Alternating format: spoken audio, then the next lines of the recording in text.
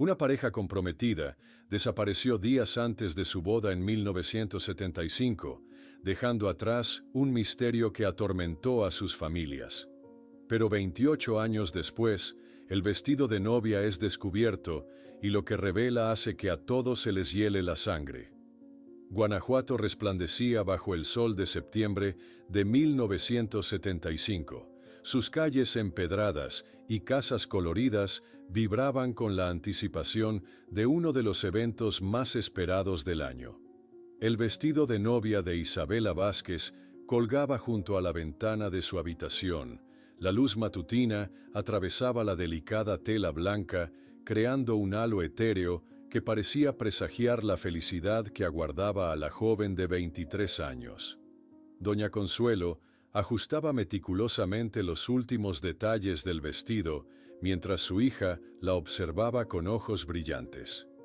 3 días más, mi niña, y serás la señora de Hernández, suspiró la madre con una mezcla de orgullo y nostalgia. Isabela sonrió, pensando en Raúl y en cómo sus vidas habían estado entrelazadas desde aquel festival cervantino donde se conocieron siendo apenas adolescentes. Esa mañana, Isabela se contempló en el espejo de su tocador, colocándose la blusa blanca que Raúl le había regalado en su último cumpleaños. Con dedos ágiles, recogió su abundante cabello negro en un moño sencillo pero elegante. Su rostro irradiaba la luminosidad propia de una novia a punto de cumplir su sueño.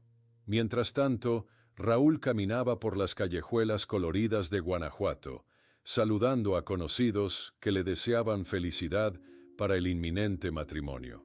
El sol de la mañana arrancaba destellos dorados de las fachadas coloniales, como si la ciudad misma celebrara la unión de 2 de sus hijos predilectos. En el jardín de la Unión, bajo la sombra amable de los laureles, 4 amigos aguardaban la llegada de la pareja. El aroma del chocolate caliente y pan dulce del cafetal se mezclaba con las melodías de los mariachis que ensayaban en el kiosco. Cuando Isabela y Raúl finalmente aparecieron, tomados de la mano, el grupo los recibió con abrazos y bromas sobre los nervios prenupciales. ¿Cómo está la novia más hermosa de Guanajuato?, preguntó Carmen, la mejor amiga de Isabela, mientras le acercaba una taza humeante de chocolate.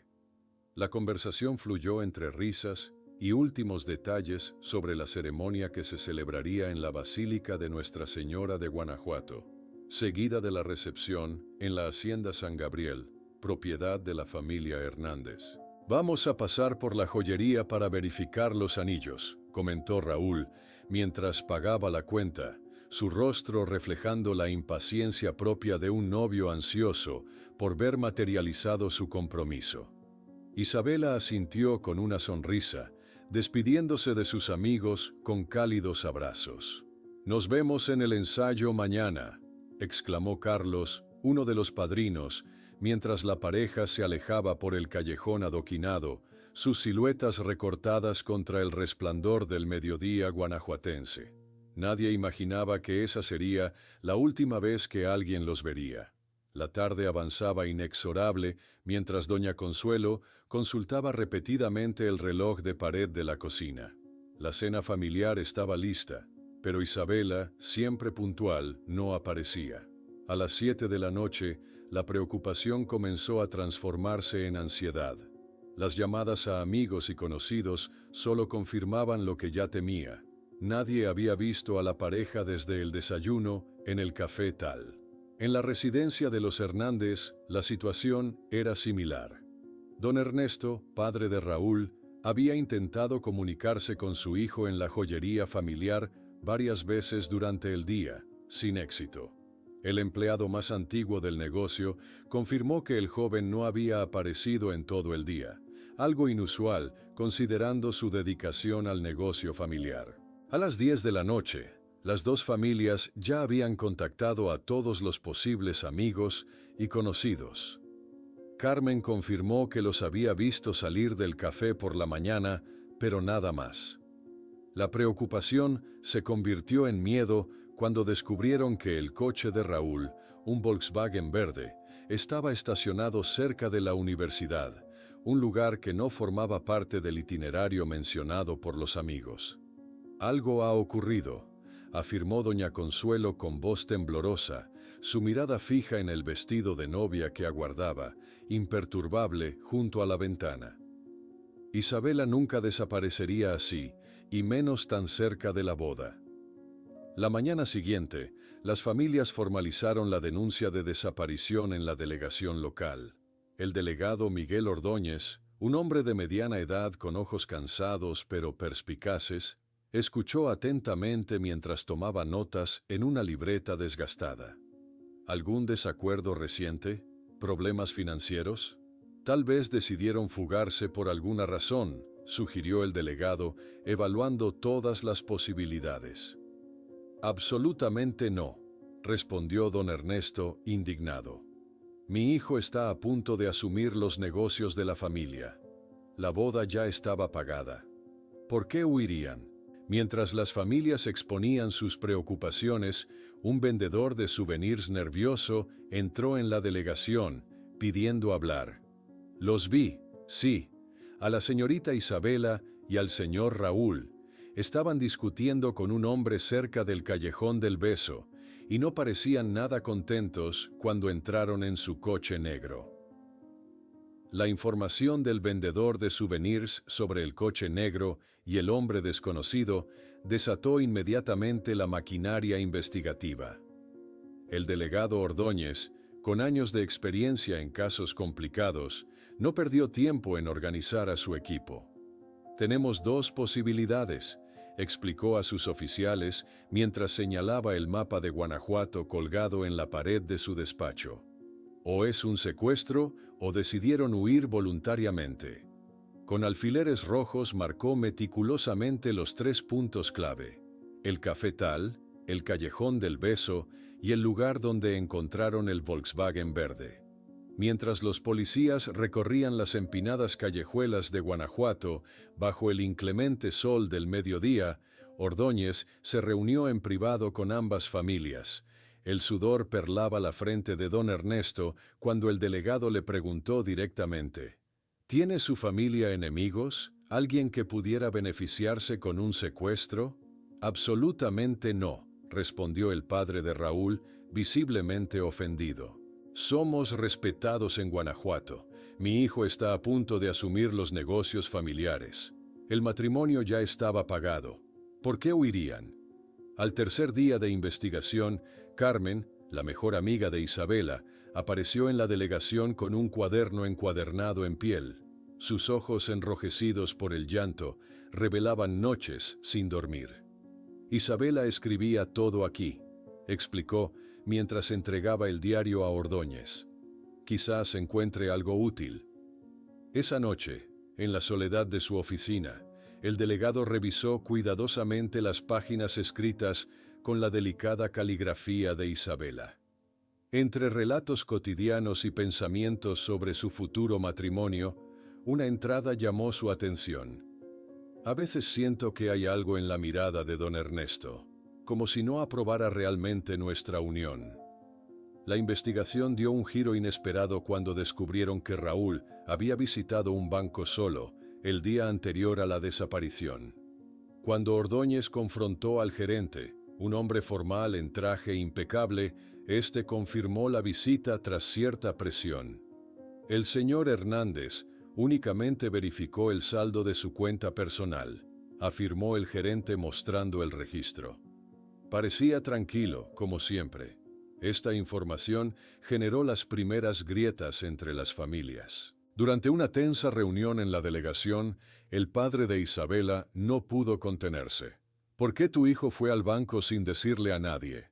¿Qué estaba planeando?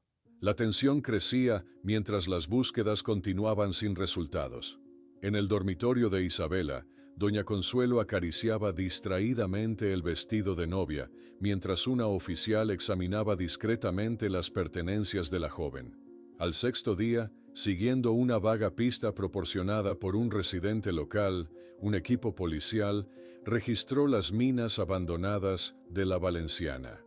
El lugar, con sus túneles oscuros y pasadizos laberínticos, no reveló ninguna evidencia concreta del paradero de la pareja. La primera semana de búsqueda terminó sin avances significativos. Desesperadas, las familias organizaron una conferencia de prensa en el Hotel Luna. La sala repleta de periodistas, fotógrafos y curiosos observó cómo los Vázquez y los Hernández, sentados lado a lado, anunciaban una recompensa sustancial por cualquier información. Doña Elvira, con manos temblorosas, sostuvo una fotografía reciente de la pareja frente a las cámaras. Su voz quebrada suplicó: «Por favor, si alguien sabe algo, por mínimo que sea». Las fotografías de Isabela y Raúl aparecieron en los periódicos locales y carteles por toda la ciudad. Carmen y otros amigos recorrieron calles y plazas, pegando carteles en paredes y postes, esperando que alguien reconociera a la pareja desaparecida. Mientras tanto, Ordóñez trabajaba incansablemente. En su modesta casa, la mesa de la cocina se convirtió en un segundo escritorio donde esparcía fotografías y notas del caso. Su esposa silenciosamente colocaba tazas de café junto a él, entendiendo la importancia de su labor. Un joven policía trajo a Ordóñez los expedientes criminales de 3 hombres conocidos en Guanajuato por poseer coches negros y tener historiales delictivos. Ninguno parecía encajar perfectamente con la descripción proporcionada por el vendedor de souvenirs. Alto, hombros anchos, quizás unos 40 años, bien vestido, parecía alguien importante. Al atardecer del 8º día, Ordóñez subió al monumento al Pípila, contemplando la ciudad que se extendía a sus pies como un abanico colorido. Las luces comenzaban a encenderse en las callejuelas y plazas, mientras el delegado esperaba que la panorámica le revelara alguna pista que hubiera pasado por alto. Al regresar a la delegación después de un largo día de investigación, Ordóñez encontró sobre su escritorio un sobre sin remitente. Dentro había solo un pedazo de papel con un mensaje anónimo escrito con letras recortadas de periódico. «Busque en las minas abandonadas de la Valenciana, pero venga solo o ellos morirán». El mensaje anónimo sobre las minas sumió a Ordóñez en un profundo dilema. Contemplando el papel con letras recortadas bajo la tenue luz de su escritorio, el delegado sopesaba sus opciones. Seguir el protocolo oficial significaría organizar un operativo completo, pero el mensaje era claro: venir solo o arriesgar la vida de los jóvenes. Sus años de experiencia le decían que podría ser una trampa, pero también su única oportunidad real de encontrarlos con vida. Tras una noche de insomnio, Ordóñez tomó una decisión intermedia. Al amanecer, citó a sus 2 oficiales más confiables, Ramírez y Soto, en un café alejado del centro. Entre sorbos de café negro y voces apenas audibles, trazaron un plan discreto. «Entraré solo como pide la nota», explicó Ordóñez, «pero ustedes se posicionarán aquí y aquí», señaló en un mapa rudimentario de las minas. «Si no salgo en 3 horas, entran con refuerzos». La entrada a las minas de la Valenciana, otrora el orgullo minero de Guanajuato y la mayor productora de plata del mundo, ahora se erguía solitaria y sombría entre la vegetación invasora. Ordóñez ajustó la linterna y verificó su pistola antes de adentrarse en la oscuridad. Dejó atrás a sus hombres estratégicamente ocultos entre los matorrales, con instrucciones precisas de no moverse salvo emergencia. El haz de luz cortaba la densa oscuridad como un bisturí, revelando rieles oxidados y pilares de madera podrida que amenazaban con ceder ante el peso de la montaña. Cada paso resonaba en los túneles vacíos, acompañado por el constante goteo de agua que se filtraba desde la superficie. La atmósfera opresiva parecía querer advertirle que no avanzara más. Durante horas, Ordóñez exploró metódicamente galerías y pasadizos, encontrando solo herramientas abandonadas y recuerdos de una época próspera, ahora convertida en polvo.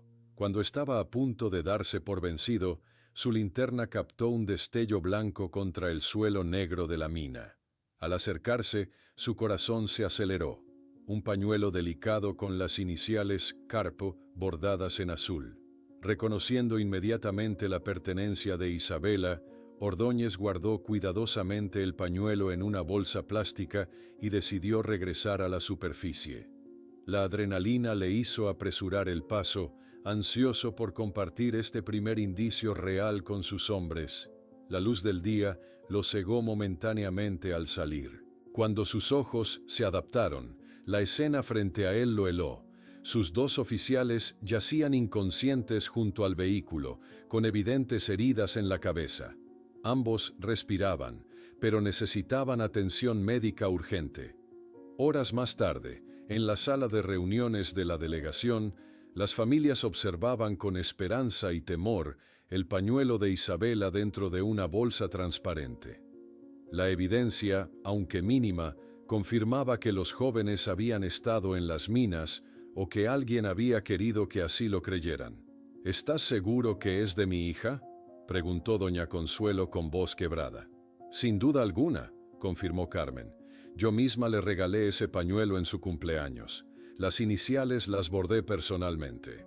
En el laboratorio policial improvisado, un técnico examinaba meticulosamente el pañuelo bajo luz especial.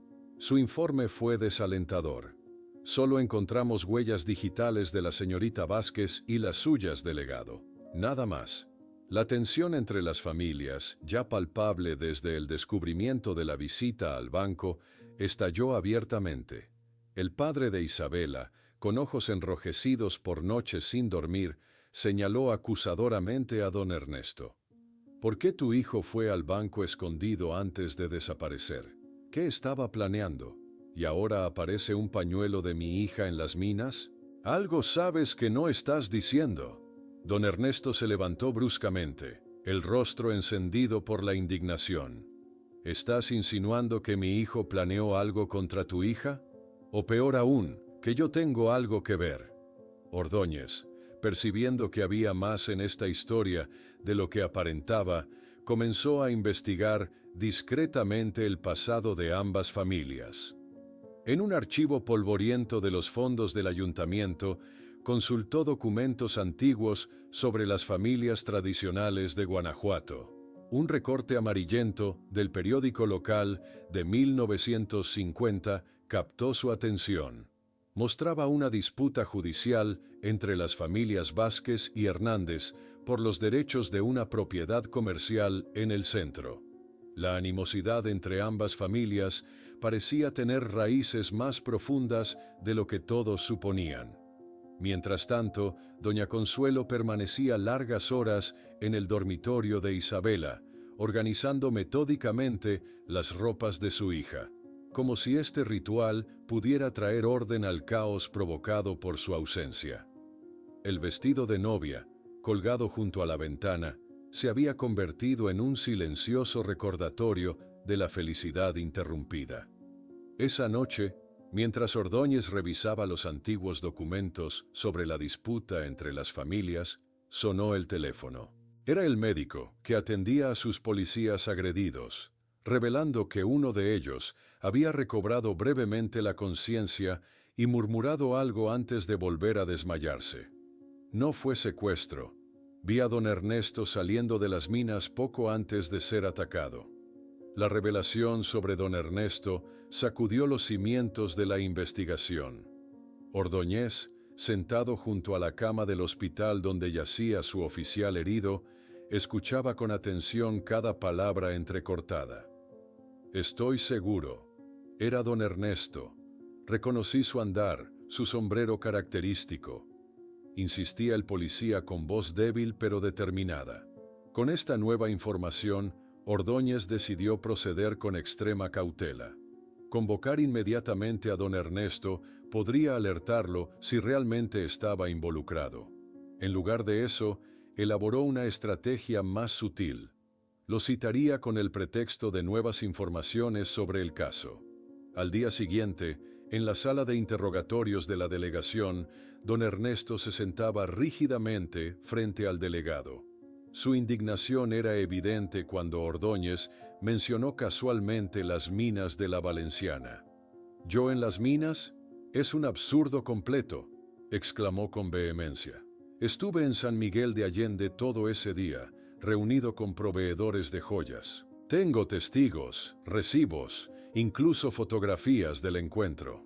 Efectivamente, un joven oficial presentó poco después a Ordóñez varios documentos y fotografías que confirmaban la presencia de don Ernesto en San Miguel durante las horas en cuestión. El delegado frunció el ceño, desconcertado por la contradicción entre el testimonio de su oficial y las pruebas contundentes. Mientras la investigación oficial sobre el patriarca Hernández avanzaba discretamente, Ordóñez comenzó a notar un comportamiento inquietante en doña Elvira. La madre de Raúl, usualmente compuesta y elegante, mostraba signos evidentes de ansiedad. Durante una visita a la iglesia de San Diego, Ordóñez la observó desde lejos mientras encendía velas con manos temblorosas, sobresaltándose visiblemente cuando una señora se acercó a saludarla. El caso adquirió nuevos matices cuando Carmen reveló un detalle importante durante un encuentro con Ordóñez en el Jardín de la Unión.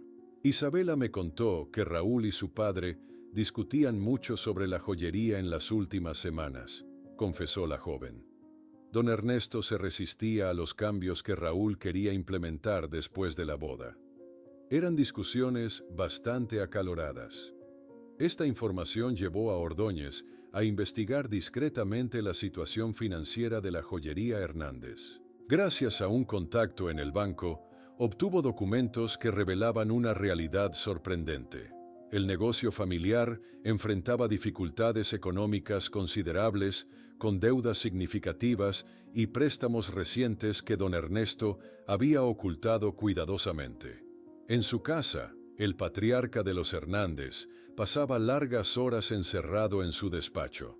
Una noche, sentado solo frente a su escritorio de caoba, contemplaba antiguas fotografías familiares mientras bebía whisky. Su rostro, habitualmente expresivo, se había convertido en una máscara impenetrable de emociones contenidas. La tensión entre las familias alcanzó su punto crítico cuando el padre de Isabela acusó públicamente a don Ernesto durante una acalorada discusión en el Café Tal. El incidente, presenciado por numerosos testigos incluidos varios turistas, rápidamente se convirtió en comidilla de toda la ciudad. «¿Tú sabes qué pasó con nuestros hijos?», gritó el señor Vázquez, señalando acusadoramente a don Ernesto. «La policía te vio en las minas». Los periódicos locales no tardaron en publicar titulares sensacionalistas sobre el enfrentamiento, dividiendo a la comunidad entre quienes apoyaban a los Vázquez y quienes defendían la honorabilidad de los Hernández.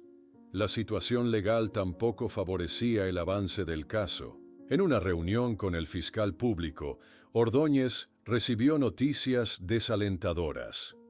«No tenemos pruebas suficientes para acusar a nadie», explicó el funcionario con gesto cansado.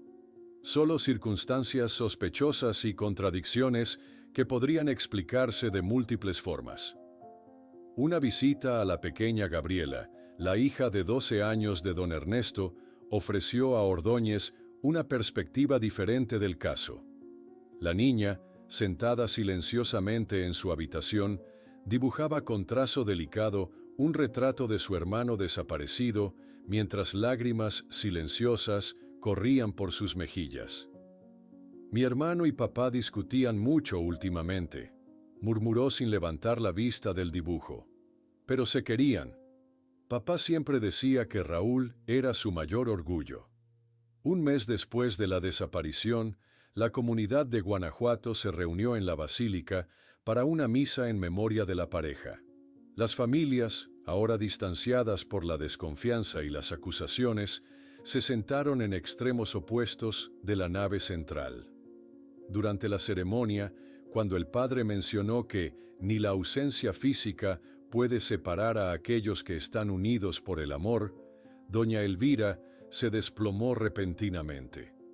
Del bolsillo de su abrigo cayó una pequeña llave dorada con una etiqueta desgastada donde se leía La Valencia 3. La pequeña llave dorada con la etiqueta La Valencia 3 se convirtió inmediatamente en el centro de todas las miradas.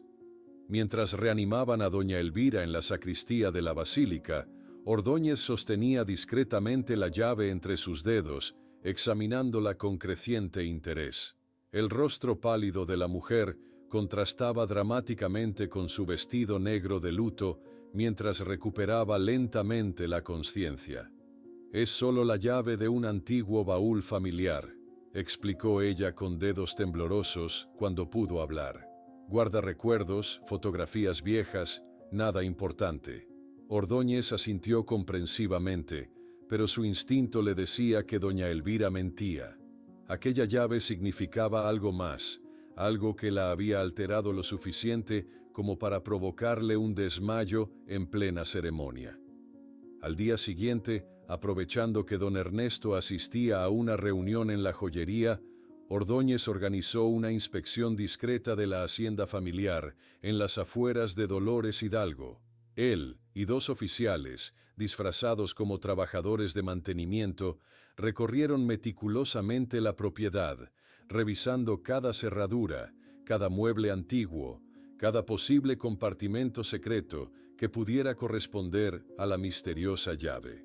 Tras horas de búsqueda infructuosa, Ordóñez decidió investigar el significado exacto de la Valencia 3.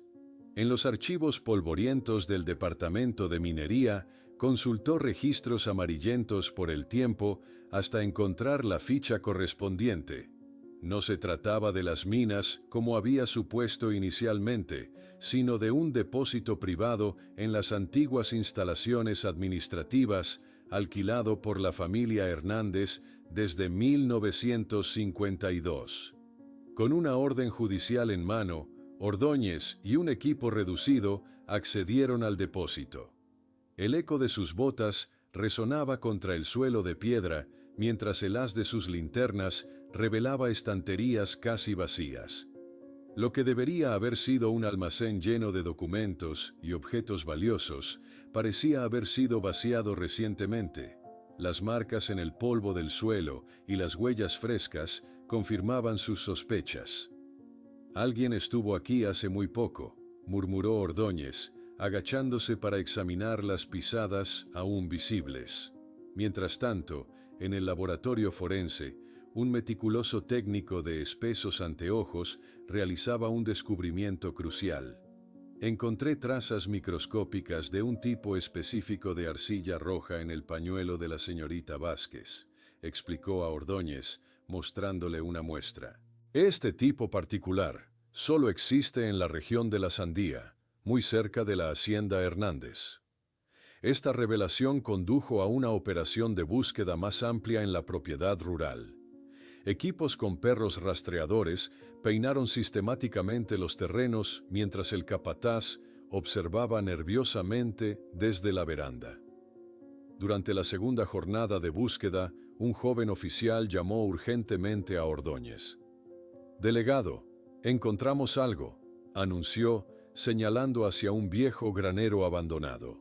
«Hay signos claros de excavación reciente en la parte trasera». Efectivamente, la tierra había sido removida y luego cuidadosamente vuelta a colocar, pero los ojos experimentados del equipo forense habían detectado la alteración. Ordóñez ordenó documentar meticulosamente el hallazgo, pero no excavar hasta obtener una orden judicial específica. En la ciudad, la relación entre don Ernesto y doña Elvira se deterioraba visiblemente. Los empleados de la joyería comentaban en voz baja las frecuentes discusiones que podían escucharse tras las puertas de cristal esmerilado del despacho. Las siluetas proyectadas mostraban gestos bruscos y posturas tensas. «Nunca los había visto así», confesó una dependienta a Ordóñez. «Siempre fueron tan formales, tan correctos en público». En el primer aniversario de la desaparición, La basílica se llenó nuevamente para una misa conmemorativa. Las familias Vázquez y Hernández, ahora separadas por un abismo de desconfianza, se situaron en lados opuestos de la nave central. Doña Consuelo sostenía una fotografía enmarcada de Isabela con su toga de graduación, las lágrimas silenciosas surcando su rostro envejecido prematuramente por el dolor. La pequeña Gabriela, ahora con 13 años, depositó flores blancas en el altar. Su mirada se cruzó brevemente con la de Ordóñez, transmitiendo un mensaje que el delegado no pudo descifrar completamente. Una mezcla de tristeza, conocimiento y quizás súplica silenciosa. Esa noche, Ordóñez trabajó hasta la madrugada en su despacho, conectando con hilos rojos las nuevas evidencias en el mapa de la investigación. La llave, el depósito vaciado, la arcilla roja, las excavaciones en la hacienda. El patrón que emergía era inquietante, pero aún incompleto. Después de la ceremonia, Ordóñez siguió discretamente a don Ernesto hasta el cementerio. El patriarca de los Hernández, creyéndose solo, depositó una única rosa roja frente al mausoleo familiar mientras murmuraba palabras casi inaudibles. «Perdóname, hijo». Cuando los policías finalmente obtuvieron la autorización judicial para excavar la zona sospechosa en la parte trasera del granero de la hacienda, encontraron no los cuerpos como esperaban, sino una caja metálica enterrada que contenía una pistola calibre 38 con 2 disparos efectuados, envuelta en lo que parecía ser un trozo rasgado del vestido de novia de Isabela, aún manchado de sangre. El descubrimiento de la pistola y el fragmento del vestido de novia transformó oficialmente el caso de simple desaparición a una investigación de homicidio. Los técnicos forenses, trabajando meticulosamente bajo el amanecer en la hacienda Hernández, extraían con cuidado la caja metálica, mientras Ordóñez observaba el brillo siniestro del arma contrastando con la tela manchada. Los análisis preliminares confirmaron las peores sospechas. La pistola estaba registrada legalmente a nombre de don Ernesto y las pruebas iniciales indicaban que la sangre en el tejido correspondía al tipo sanguíneo de Isabela. La evidencia física que tanto habían buscado finalmente apareció, pero traía consigo más preguntas que respuestas. En Ciudad de México, técnicos especializados examinaban el arma y el fragmento del vestido con equipos sofisticados. Las manchas de sangre tienen aproximadamente 3 años, coincidiendo con la fecha de la desaparición, confirmó el jefe del laboratorio por teléfono a Ordóñez. Y la pistola fue disparada 2 veces, sin duda alguna. Con estas evidencias, don Ernesto fue formalmente acusado y detenido. La imagen del respetado joyero siendo escoltado fuera de su casa con esposas en las muñecas conmocionó a Guanajuato. Fotógrafos y periodistas se aglomeraron en la acera, sus flashes iluminando el rostro impasible del patriarca que durante décadas había sido símbolo de honorabilidad. En la austera sala de interrogatorios, don Ernesto mantenía su postura de inocencia con voz controlada pero firme. Esa arma fue robada de mi despacho meses antes de la desaparición. Nunca reporté el robo porque pensé que la había extraviado. Alguien está intentando incriminarme. La comunidad de Guanajuato, profundamente impactada por los acontecimientos, se dividió rápidamente. En las plazas y cafés, acalorados debates surgían entre quienes creían en la culpabilidad de don Ernesto y quienes sospechaban de una elaborada conspiración para destruir su reputación. Mientras tanto, el comportamiento de doña Elvira se tornaba cada vez más errático. Rehusó visitar a su marido en prisión y pasaba horas interminables en la iglesia. El padre Guillermo, un anciano sacerdote que conocía a la familia desde hace décadas, la recibía frecuentemente para largas conversaciones privadas. Ordóñez, consciente de que aún faltaban piezas fundamentales en este rompecabezas, intensificó la búsqueda de los cuerpos. Equipos con perros rastreadores y detectores de metales recorrían sistemáticamente las vastas propiedades de los Hernández bajo el sol inclemente de Guanajuato. Una nueva pista surgió inesperadamente cuando Carmen descubrió entre las pertenencias de Isabela una carta escrita por Raúl poco antes de la desaparición. «Encontré esto guardado en su libro favorito de poesía», explicó Carmen, entregando el sobre a Ordóñez. «Nunca me habló de esta carta». Las palabras escritas por Raúl resultaron inquietantemente proféticas. «Descubrí algo que cambia todo entre nosotros. Necesitamos enfrentar esta verdad juntos. Te veré mañana para hablar». Esta revelación sugería que Raúl había descubierto algún secreto significativo, posiblemente relacionado con la verdadera razón de su desaparición.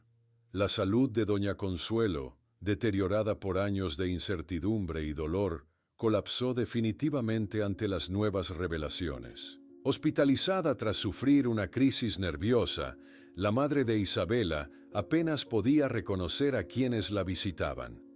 Ordóñez pasó largas horas sentado junto a su cama, mostrándole gentilmente la carta de Raúl, buscando alguna reacción o información que pudiera ayudar. «¿Sabe usted qué pudo haber descubierto Raúl?», preguntó suavemente. Pero doña Consuelo solo miraba hacia la ventana, como si la respuesta estuviera en el horizonte montañoso de Guanajuato. Desde la Ciudad de México llegó un elegante abogado defensor contratado por la familia Hernández. En una concurrida conferencia de prensa, el letrado declaró con firmeza: «Mi cliente está siendo víctima de una persecución basada en evidencias circunstanciales y fabricadas. Demostraremos su inocencia». La joven Gabriela, visiblemente afectada por los acontecimientos, visitaba regularmente a su padre en prisión. A través del cristal que los separaba, la adolescente dejaba correr lágrimas silenciosas mientras don Ernesto mantenía su compostura, hablándole con determinación paternal y asegurándole que la verdad prevalecería.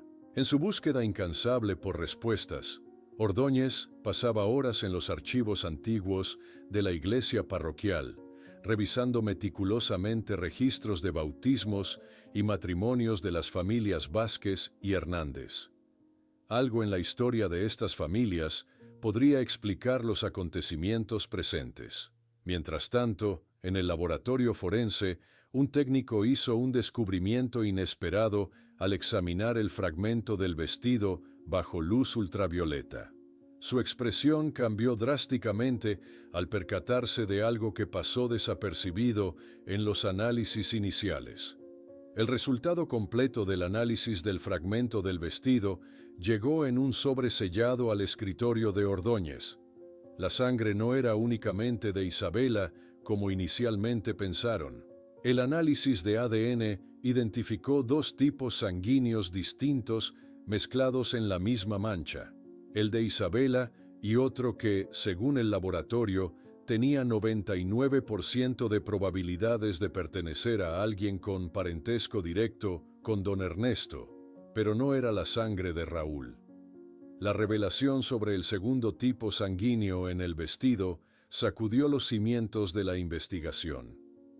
Ordóñez examinaba atentamente el informe en su despacho, sus ojos cansados deteniéndose en las palabras clave: compatibilidad genética, parentesco directo, línea paterna. Las implicaciones eran tan inquietantes como inesperadas.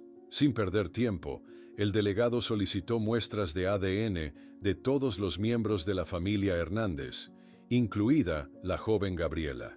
La adolescente mostró evidente nerviosismo, mientras un técnico recogía una muestra de su saliva con un hisopo. «¿Por qué necesitan mi ADN?», preguntó con voz temblorosa, sus ojos buscando respuestas en el rostro impasible de Ordóñez. «Es un procedimiento estándar», respondió él con amabilidad calculada, evitando revelar sus verdaderas sospechas. Paralelamente, Ordóñez profundizó su investigación en los registros históricos de ambas familias. En la biblioteca municipal, entre pilas de anuarios escolares antiguos, encontró una fotografía de 1950 que mostraba a doña Elvira y al padre de Isabela juntos en una celebración, demasiado próximos para simples conocidos. Sus miradas, captadas por el fotógrafo en un momento de descuido, revelaban una intimidad que trascendía la amistad social. La investigación dio un giro inesperado cuando una anciana de cabello blanco y antiguo uniforme de enfermera solicitó hablar con Ordóñez. Su rostro arrugado mostraba la determinación de quien finalmente decide liberar un secreto largamente guardado. Los registros de nacimiento fueron alterados, confesó sentada en el despacho del delegado. Yo estaba de guardia aquella noche cuando nació el pequeño Raúl. Con manos temblorosas, la enfermera señaló inconsistencias en los documentos hospitalarios de 1950. Las sutiles rasuras en la información de paternidad resultaban ahora evidentes bajo la lupa del investigador. Mientras Ordóñez procesaba estas revelaciones, Carmen apareció en la delegación con un pequeño diario encuadernado en cuero desgastado. Lo encontré escondido en la caja de costura de doña Consuelo, explicó. Creo que nunca imaginó que alguien lo leería. Las páginas amarillentas contenían la caligrafía elegante de la madre de Isabela. El secreto debe mantenerse a toda costa. Los niños nunca deben saber, nunca deben encontrarse. Las entradas crípticas mencionaban repetidamente un error que jamás podrá corregirse y referencias a niños que no deben reunirse. En el Hospital General, don Ernesto sufrió un repentino ataque cardíaco en su celda y fue trasladado bajo custodia a la unidad coronaria. Conectado a monitores y tubos, su apariencia frágil contrastaba dramáticamente con la figura imponente que siempre había proyectado. Cuando recobró la conciencia, solicitó hablar a solas con Ordóñez. «Necesito confesarle algo», susurró con voz débil, pero decidida. La noticia de la hospitalización de don Ernesto impactó profundamente a doña Elvira. Esa misma noche, Gabriela encontró a su madre inconsciente en el baño de su casa, rodeada de frascos vacíos de medicamentos. Sus gritos desesperados al teléfono alertaron a los vecinos mientras pedía una ambulancia. «Mi madre no respira, vengan rápido, por favor», suplicaba la adolescente mientras intentaba reanimar a doña Elvira. Los paramédicos transportaron urgentemente a la mujer hacia la ambulancia ante la mirada atónita de vecinos aglomerados en la acera. Los susurros y expresiones de conmoción se multiplicaban entre los espectadores, añadiendo nuevas capas al drama que consumía a las dos familias más prominentes de Guanajuato. En un laboratorio especializado de Ciudad de México, científicos comparaban meticulosamente las muestras de ADN recolectadas. Las pantallas de computadora mostraban gráficos de correspondencia genética entre la muestra de Gabriela y la sangre encontrada en el vestido. Mientras tanto, en su habitación de hospital, doña Consuelo comenzó a murmurar en estado semiconsciente, como si los sedantes hubieran aflojado las barreras que contenían sus secretos. Ellos no podían casarse, eran hermanos. Estas palabras, aparentemente inconexas, confirmaban las sospechas que Ordóñez había comenzado a formular basándose en las evidencias acumuladas. Abrumado por el peso de las revelaciones, el delegado buscó refugio en la pequeña capilla del hospital. Sentado solo en un banco de madera, intentaba organizar mentalmente las piezas del rompecabezas que lentamente cobraba forma. El caso había trascendido una simple desaparición para convertirse en una tragedia familiar con raíces profundas en el pasado. Su momento de reflexión fue interrumpido por un joven oficial que corrió por los pasillos del hospital para encontrarlo, sosteniendo un sobre con resultados recién llegados. «Delegado, las pruebas lo han confirmado. La sangre en el vestido pertenece a don Ernesto». Con esta confirmación final, Ordóñez se dirigió directamente a la habitación donde don Ernesto recuperaba fuerzas. Al entrar, encontró al patriarca sentado al borde de la cama, ya vestido con ropa normal, como si hubiera estado esperándolo. «Ahora sé que usted ha descubierto la verdad», dijo don Ernesto con voz calmada. «Voy a contarle lo que realmente ocurrió aquel día». Con la puerta de la habitación hospitalaria cerrada, y únicamente los dos hombres frente a frente, don Ernesto comenzó su confesión con palabras que helaron la sangre de Ordóñez. «No maté a Raúl ni a Isabela como todos piensan. Solamente impedí que cometieran el peor error de sus vidas. Pero alguien más descubrió nuestro secreto, y ese alguien es el verdadero asesino». Don Ernesto permaneció sentado en el borde de la cama hospitalaria, su rostro surcado por la fatiga y el peso de los secretos guardados durante décadas. Con voz temblorosa pero firme, comenzó a revelar la verdad que había permanecido enterrada como los cuerpos de los jóvenes desaparecidos.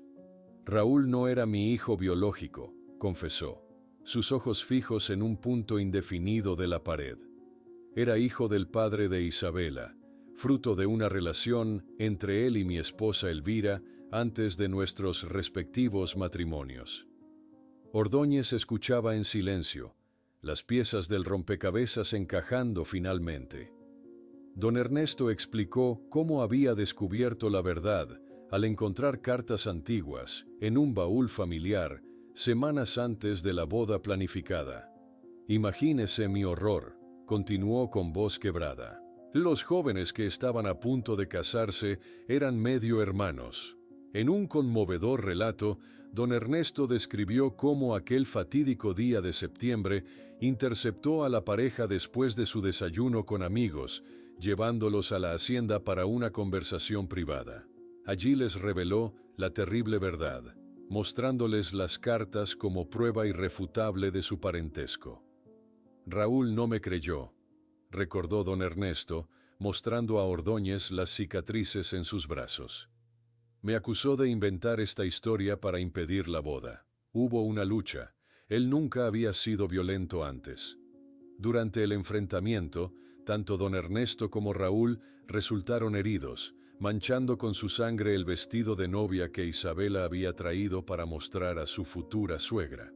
El patriarca insistió en que, tras la revelación, acordaron posponer la boda mientras verificaban la verdad, y él los dejó en la hacienda para regresar a Guanajuato por documentos adicionales. Cuando volví horas después, ambos habían desaparecido junto con las cartas, afirmó. «Entré en pánico al ver la sangre y temí que nadie creería mi versión. Escondí el vestido manchado y la pistola que había llevado para protección». Ordóñez, aunque escuchaba atentamente, mantenía su escepticismo profesional. «Si no los mató, ¿por qué ocultó el vestido y el arma? ¿Por qué no reportó inmediatamente la desaparición?» «Fui un cobarde», admitió don Ernesto con amargura. «Temí que nadie creyera en mí. Las cartas habían desaparecido, solo quedaban la sangre y el arma». Mientras tanto, los resultados finales de las pruebas de ADN llegaron al laboratorio, confirmando con 99,98% de certeza que Raúl Hernández e Isabela Vázquez compartían el mismo padre biológico. La verdad científica validaba la confesión de don Ernesto. En la hacienda Hernández, equipos policiales con tecnología avanzada retornaron para examinar áreas que previamente no habían sido investigadas. Ordóñez supervisaba personalmente la operación, convencido de que aún faltaban descubrimientos cruciales. En su habitación de hospital, doña Elvira, pálida y debilitada tras su intento de suicidio, finalmente confirmó la versión de su esposo entre lágrimas. «Es cierto, tuve una relación con el padre de Isabela antes de casarme», confesó con voz apenas audible. «Pero hay algo que Ernesto desconoce. María Guadalupe estaba allí aquel día. Ella lo vio todo». Esta nueva información llevó a Ordóñez y dos oficiales a la pequeña casa de María Guadalupe en los suburbios de Guanajuato, solo para encontrarla vacía con señales de una salida apresurada. Los vecinos informaron que la anciana había partido repentinamente hacia Dolores Hidalgo 2 días antes, llevando apenas una pequeña maleta. Siempre supe que algo estaba mal en nuestra familia, confesó Gabriela a Ordóñez en el pasillo del hospital. Los silencios, las discusiones interrumpidas cuando yo entraba, ahora todo tiene sentido. En la antigua capilla de la Hacienda Hernández, Ordóñez examinaba meticulosamente el altar y los paneles de madera, descubriendo un compartimento secreto en el confesionario. Con manos enguantadas, extrajo un manojo de cartas amarillentas atadas con una cinta roja, la correspondencia original que probaba la verdadera paternidad de Raúl. En la sala de reuniones de la delegación, Ordóñez explicaba las nuevas revelaciones a su equipo. Tenemos 2 posibilidades ahora. O la pareja huyó al descubrir que eran hermanos, o alguien los silenció para mantener este secreto. En la pequeña ciudad de Dolores Hidalgo, mientras la policía buscaba a María Guadalupe, un pescador encontró en las orillas de la recién construida presa Allende algo que cambiaría el curso de la investigación. La cartera de Raúl, deteriorada por el agua, conteniendo su licencia de conducir y una nota manuscrita con las palabras «Perdóname, papá». El hallazgo de la cartera de Raúl en las orillas de la presa Allende dio un nuevo impulso a la investigación. Ordóñez sostenía el deteriorado objeto entre sus manos, observando con detenimiento la licencia de conducir todavía legible y aquel perturbador mensaje. «Perdóname, papá». La presa, construida apenas 2 años antes de la desaparición, podría haber ocultado durante todo este tiempo las respuestas que buscaban. Sin perder un momento, Ordóñez movilizó un equipo especializado de buzos para explorar las profundidades turbias del embalse. La operación tomó dimensiones sin precedentes, con camiones de apoyo, embarcaciones y equipos técnicos desplegándose a lo largo de la orilla donde el pescador había realizado su macabro hallazgo. «Concentren la búsqueda en esta zona», ordenó Ordóñez a los buzos, que se preparaban con equipos profesionales. La corriente podría haber arrastrado evidencias hacia el norte del embalse. La noticia del descubrimiento llegó rápidamente a don Ernesto, quien se derrumbó emocionalmente al conocer el contenido de la nota. «Entonces es cierto, mi hijo se quitó la vida», murmuró entre sollozos en su habitación de hospital. Esas palabras, «Perdóname, papá», confirman lo que siempre temí. Raúl, devastado por la verdad sobre su padre biológico, decidió acabar con todo, posiblemente llevándose a Isabela con él. Esta teoría ganó credibilidad cuando, durante el segundo día de inmersiones, los buzos señalaron con urgencia un descubrimiento. Cordeles tensados comenzaron a elevar desde las profundidades piezas retorcidas de metal verde, fragmentos identificables del Volkswagen de Raúl. La escena en la orilla era solemne mientras los técnicos forenses examinaban cada pieza recuperada, fotografiando meticulosamente los restos del vehículo. Paralelamente, la búsqueda de María Guadalupe se intensificó. Los oficiales finalmente la localizaron en casa de su hermana en Dolores Hidalgo, una modesta vivienda en las afueras del pueblo. La anciana abrió la puerta con expresión resignada, como si hubiera estado esperando esta visita. «Sabía que vendrían tarde o temprano», dijo, invitando a Ordóñez a sentarse en su sencilla cocina. Sus manos arrugadas temblaban mientras servía café en tazas desportilladas. «He cargado este secreto demasiado tiempo». María Guadalupe reveló entonces que había presenciado mucho más de lo que había admitido anteriormente. Según su relato, después de la violenta discusión en la hacienda donde don Ernesto les mostró las cartas, ella vio a Raúl e Isabela salir profundamente alterados. «El joven llevaba las cartas estrujadas en el puño», narró la anciana. «La señorita Isabela lloraba inconsolablemente, llevando su vestido de novia manchado. Los vi subir apresuradamente al automóvil verde y marcharse a toda velocidad. María explicó que horas después, cuando don Ernesto regresó y descubrió que habían partido con las cartas, entró en pánico. Me pidió que le ayudara a limpiar la sangre y esconder cualquier evidencia de la pelea. Yo obedecí por miedo, pero ambos estaban vivos cuando se fueron, se lo juro por todos los santos. En el Hospital General, mientras la investigación se concentraba en la presa, doña Consuelo, la madre de Isabela, sufrió un derrame cerebral masivo. Los médicos corrieron a su habitación cuando las alarmas comenzaron a sonar, pero sus esfuerzos resultaron inútiles. Falleció sin recobrar la conciencia, llevándose consigo secretos que podrían haber esclarecido importantes aspectos del caso. Ordóñez contempló con tristeza el cuerpo cubierto de doña Consuelo en el frío depósito del hospital. «¿Cuántos secretos te has llevado contigo?», murmuró, sintiendo el peso de una verdad que seguía escapándosele parcialmente. En la sala de crisis de la delegación, un gran mapa de la presa dominaba la pared principal.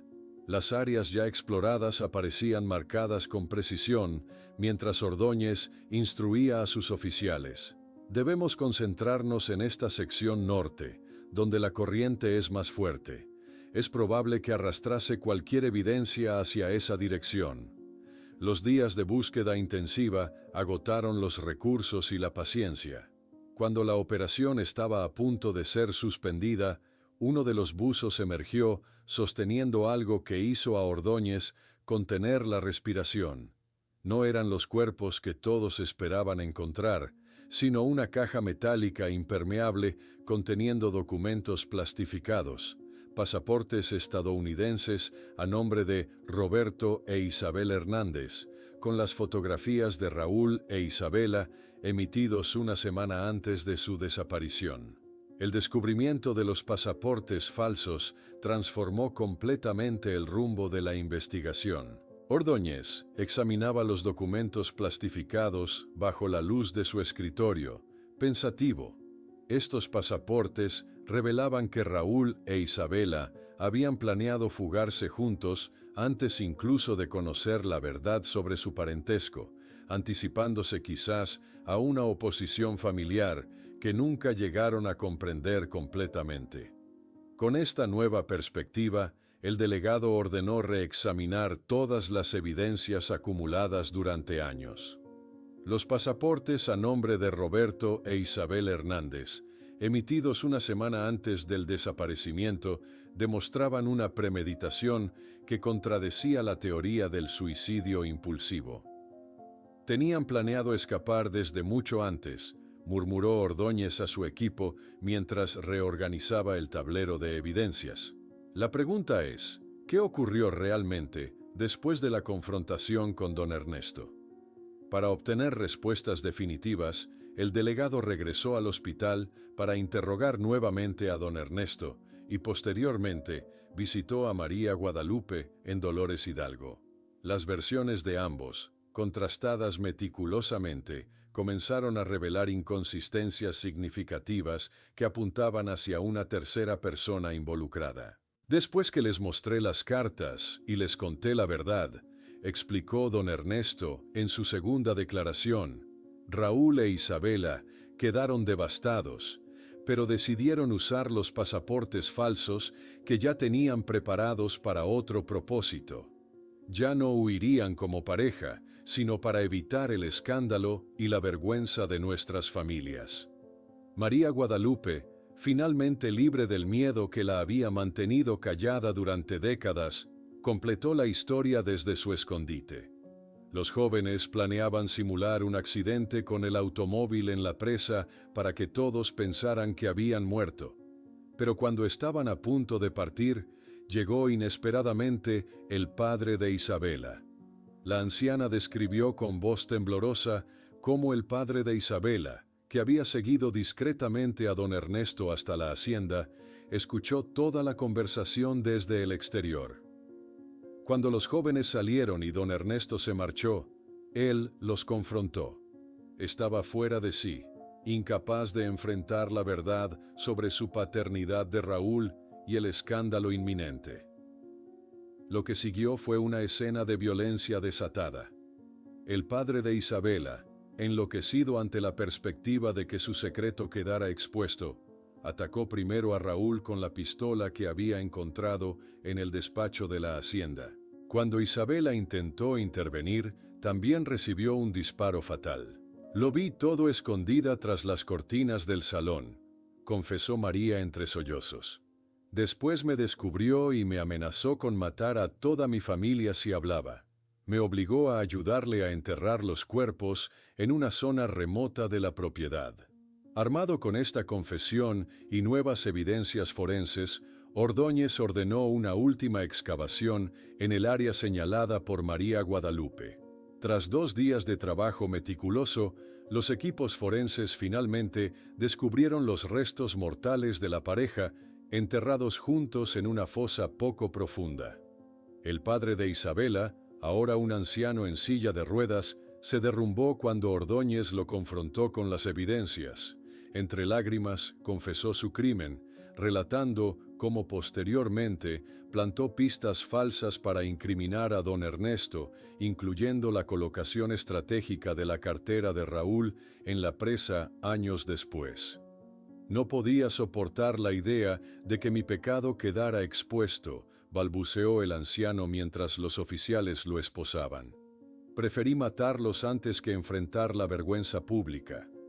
La verdad, finalmente revelada después de casi 3 décadas, permitió a las familias Vázquez y Hernández encontrar una forma de reconciliación en su dolor compartido. Doña Elvira visitó a su esposo en el hospital, un momento de silenciosa aceptación entre 2 personas cuyas vidas habían sido destrozadas por secretos y mentiras. La Basílica de Nuestra Señora de Guanajuato, donde el matrimonio nunca llegó a celebrarse, acogió finalmente el funeral conjunto de Raúl e Isabela. El vestido de novia de Isabela, restaurado y limpio, reposaba sobre uno de los féretros como símbolo de la unión que les fue negada en vida. Durante la emotiva ceremonia, las familias permanecieron juntas por primera vez en décadas, mientras los mariachis interpretaban La Llorona, sus melancólicas notas resonando bajo las bóvedas centenarias del templo. Ordóñez, que pronto se jubilaría, permaneció solo en el cementerio después de la ceremonia, depositando una flor en cada tumba. Su rostro reflejaba el alivio y la melancolía de un caso finalmente resuelto, aunque a un precio devastador.